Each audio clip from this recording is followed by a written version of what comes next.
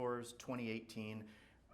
Again, I'm a data nerd, so I'll tell you some stuff that we see in the data. If you looked between 2017 and 2019, you would see a couple of things that were very predictable. One is if you're tracking conversion in your stores, the conversion was basically a flat line, may have decreased by a few basis points year over year, but largely steady. Average transaction, or AOV, you might have a different name for it, was another KPI that by retailer was relatively predictable over that 3-year period. And if we can all think back and sort of remember that, our customers showed up at kind of predictable places and times during the course of the day and the days of the week. And all of that changed with COVID. And so if you sort of went from 2020 to late in 2023 when we studied this data, there's 3 things that the data tells us. One, conversion went from an all-time high in 2020 and dropped about 20 points by the time you got to 2023. So if you think about that in sort of context, if I had a 30% conversion, I'm now converting somewhere in the low 20s. If I was in the low 20s, I'm now somewhere in the high teens. So that customer became way less focused than we were used to seeing.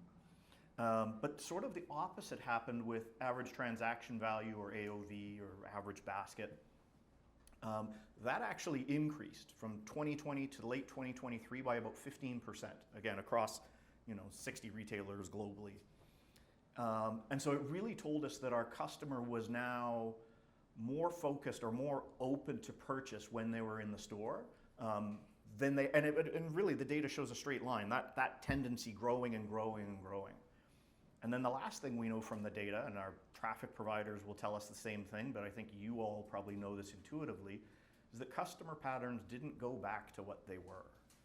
People started working hybrid jobs, people started working remotely, and predictable customer patterns were no longer as predictable. And in that same period of time, you went from 18 stores to about 100 stores. That's like 20 stores a year. Tell me about scaling the business up.